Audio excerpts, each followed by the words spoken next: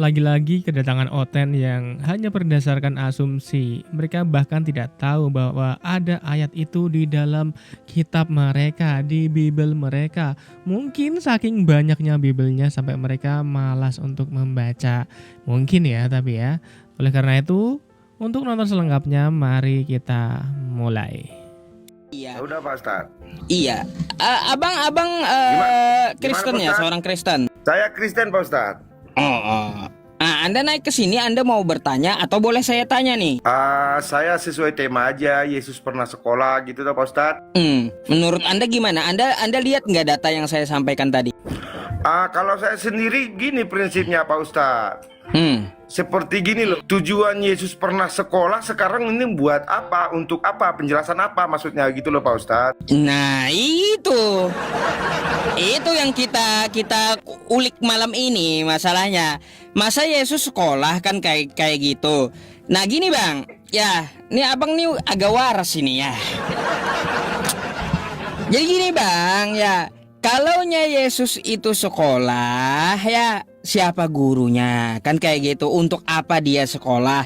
Katanya Tuhan, masa Tuhan sekolah? Ya, betul nggak? Betul Pak Ustadz. Nah, makanya yang kayak gitu. Nih Bang, coba perhatikan ya, kita putarkan satu video ya. Nih. Siap. Dia membantah pandangan Anand Krishna bahwa Yesus itu pergi ke India untuk belajar hidup Buddha di sana. Ini tanggapan saya. Hal lain dibuat Yesus di depan mata murid-muridnya yang tidak dicatat dalam kitab ini. Tapi semua yang tercantum di sini telah dicatat supaya kamu percaya bahwa Yesus besar. Nah, itu cukup.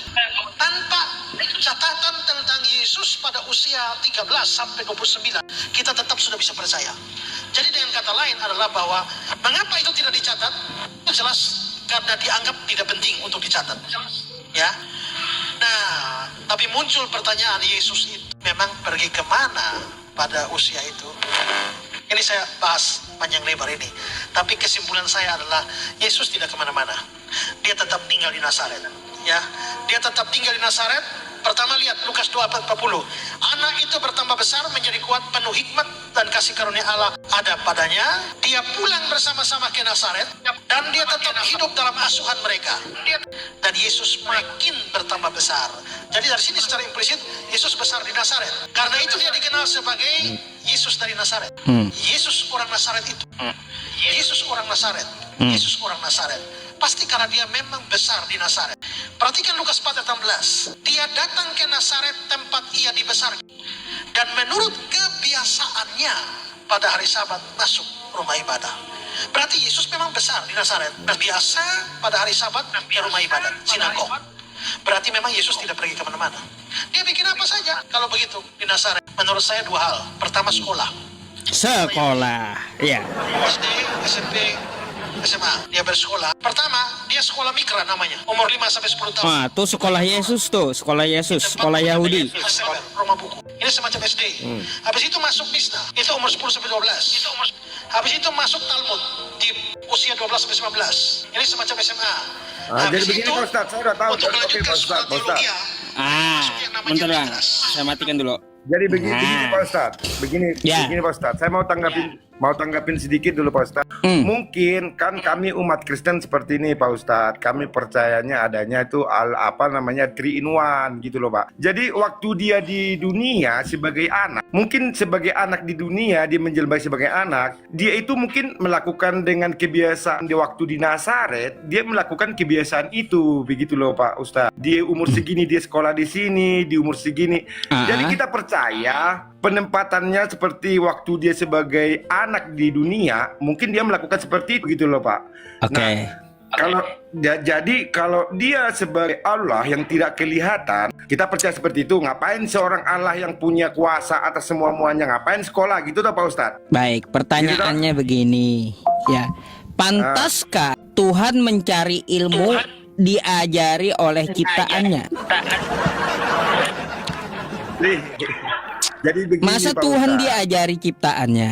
Iya, maksudnya begini Pak Ustadz. Dikarenakan kan kita ini kan percaya sesuai dengan yang disampaikan Pak Ustadz barusan. Masa Tuhan diajarin gitu loh. Mungkin Bapak Pendeta tadi menjelaskan waktu Tuhan Yesus sebagai anak gitu loh Pak. Masuk nggak Pak kira-kira Pak Ustadz? Sebentar, di dalam diri Yesus itu rohnya roh Tuhan, betul? Betul, saya setuju. Betul. Nah, waktu Yesus datang ke sekolah, berarti Tuhan ikut sekolah gitu. Kalau menurut saya sih sebenarnya bukan sekolah sih Pak Ustadz. Mungkin di situ kayak ada pengajaran-pengajaran apa gitu loh Pak Ustadz. Kan bingung kan Bang kita. Kata abang manusianya yang sekolah. Padahal di dalam dirinya ada ketuhanannya katanya. Kita tahu Tuhan itu maha tahu. Masa Tuhan ikut sekolah Bang? Jadi begini Pak Ustadz. Oke, begini seperti ini. Tuhan itu 3 in 1 gitu loh Pak Ustadz. Iya, udah tahu paham saya. Makanya kan saya bilang di dalam jasad Yesus ada roh Tuhan, betul kan kayak gitu. Betul. Iya betul. Nah, waktu dia sekolah, waktu dia sekolah, berarti roh Tuhan, roh Allah dalam diri Yesus ikut sekolah, betul? Enggak juga sih. Nah, menolak. Tuh kan mereka bingung sendiri kan. Katanya Yesus adalah Tuhan, Tuhan di dalam diri manusia. Tapi ketika Yesus sekolah, apakah Tuhannya ikut sekolah? Bingung mereka. Katanya Tuhan jadi satu sama manusia. Ketika manusia disalib, apakah Tuhannya juga ikut disalib? Ya, bingung lagi mereka. Aduh, mari kita lanjut. Kenapa menolak? Kok dipisah pula? Katanya Yesus satu dengan Tuhan. Begini Pak Ustadz, tergantung kita Pak Ustadz. Kita nafsirannya seperti apa gitu loh. Kalau untuk yang sesuai temanya Pak Ustadz, Yesus pernah sekolah, ya fine-fine aja gitu loh Pak Ustadz. Kenapa? Oh kenapa? Jangan kita tafsirkan seperti sekolah sekarang, pergi ke sekolah, berangkat ke sekolah, belajar dengan guru seperti itu. Kalau menurut saya pribadi sih seperti itu Pak Ustadz. Mungkin dia belajar tentang sesuatu di umur sekian, belajar sesuatu di umur sekian gitu loh Pak Ustadz. Kalau Bang, sekolah formal. ini yang saya maksud itu Tuhan itu maha tahu Bang. Pantaskah Ya. Tuhan belajar? Tuhan itu ya maha tahu ya. Dia maha tahu gitu. Maha berilmu. Masa pantaskah Tuhan belajar? Kalau menurut saya begini Pak Ustadz, di waktu dia sebagai anak sebagai manusia, ya dia nggak apa-apa lah belajar gitu loh Pak Ustadz. Waktu dia sebagai manusia ya Pak Ustadz ya, waktu dia sebagai manusia, namanya juga manusia ya toh Pak Ustadz. Ya namanya manusia normal ya, pengen tahu apa, pengen tahu gimana. Berarti waktu gitu. Sekarang waktu dia manusia itu bukan Tuhan. Waktu dia sebagai anak gitu loh, bukan sebagai Tuhan, dia sebagai anak. Berarti gitu bukan loh, Tuhan dia itu. Ya gimana toh? Jelas. Nah, bingung pula kan? Serba salah, Bang, maju kena, mundur kena, Bang. Pak Yusuf PI, tergantung kita menafsirkan seperti apa sih sebenarnya gitu loh Pak Ustadz. Makanya kata saya Tuhan ikut sekolah, bukan kata Anda. Kalau tidak ikut sekolah berarti itu bukan Tuhan, beda juga. Kayak gimana jadinya menjelaskannya ya teman-temannya? Bingung saya Bang, serius bingung. Aduh. Gitu.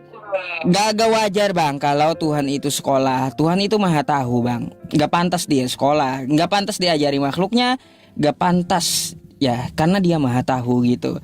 Kalau Tuhan itu pun ya di dalam diri Yesus ada roh Tuhan, maka kita bisa sebut bahwa Tuhan ikut sekolah dalam diri Yesus gitu. Masa Tuhan diajari guru? Siapa gurunya? Sekolahnya jurusan apa? Sekolah ketuhanan pula kayak gitu. Kalaunya gurunya siapa, terus jurusannya sekolah ketuhanan, saya pengen sekolah biar saya jadi Tuhan juga. Kan gitu. Jadi begini Pak Ustadz, segala sesuatu itu tergantung kita itu penafsirannya gimana gitu loh Pak Ustadz. Jadi Pak Ustadz seolah-olah kayak gimana begini, penjelasannya? Jadi begini, seolah-olah Pak Ustadz menyatakan gimana ya, kalau seorang Tuhan nggak perlu sekolah lah gitu loh, karena dia udah maha tahu gitu tuh Pak Ustadz maksudnya. Ya Tuhan itu maha tahu Bang, nggak pantas dia sekolah, diajari makhluknya itu nggak pantas. Jadi begini aja kesimpulannya Pak Ustadz, selama saya Kristen sampai saat ini, saya belum pernah dengar yang namanya Yesus pernah sekolah gitu loh, saya belum pernah. Walaupun tadi ada Bapak Pendeta siapa yang menyatakan di umur segini masuk di sekolah ini, di umur segini mungkin saya belum tahu sampai saat ini. Tapi saya selama menjadi Kristen, saya belum pernah yang namanya itu Tuhan itu sekolah gitu loh Pak. Waduh, tapi menurut Anda betulkah penjelasan pendeta tadi, Pak? Kalau menurut saya begini Pak, kembali ke awal aja. Tuhan Yesus itu nggak perlu sekolah karena dia udah maha tahu, mau bisa semuanya gitu loh Pak. Jadi nggak perlu sekolah. Ya ngapain sekolah orang seperti gini Pak Ustadz. Kita punya uang, ya suka-suka kita dong mau belanja kemana gitu loh. Dia kan Tuhan. Kalau dia kagak perlu sekolah ya. Gimana dia mau mengajarkan kepada Yahudi Taurat itu karena nggak belajar baca. Kalau kami yakini dalam iman kami Tuhan Yesus itu maha bisa, bahkan dia itu pencipta dari segalanya gitu loh Pak. Dia maha tahu gitu. Iya, tanpa sekolah juga dia udah pinter gitu loh Pak. Tapi kenapa kalau waktu dia ditanya kapan hari kiamat dia nggak tahu, kenapa itu Bang? Katanya dia menciptakan langit dan bumi. Ditanya kapan hari kiamat nggak tahu dia. Kenapa itu? Mungkin belum fokus saya untuk menjelaskan sampai saat itu untuk pertanyaan Pak Ustadz. Mungkin karena saya mungkin belum tahu gitu loh Pak Ustadz. Begitu. Iya. Kalau yang nggak tahu belum tahu nggak usah dipaksa jawab Bang. Nanti berasumsi kan malah ngalor ngidul pula. Betul sepakat Bang kalau kayak gitu. Ya udah Bang, kalau kayak gitu saya hanya bertanya itu aja ya. Artinya belum ketemu saya jawaban. Tuh kan mereka bingung sendiri kan. Ya itu konsep mereka yang selama 2000 tahun itu banyak sekali perbedaan antara mereka sendiri. Bahkan dari mereka sendiri ya. Itu belum dari tafsir agama lain ya. Maksudnya orang dari agama lain yang baca itu tuh kok kayak gini, kok kayak gini, kok kayak gini. Nah, itu tuh udah selama 2000 tahun itu udah dirumuskan. Sampai banyak sekali ya denominasi yang terjadi.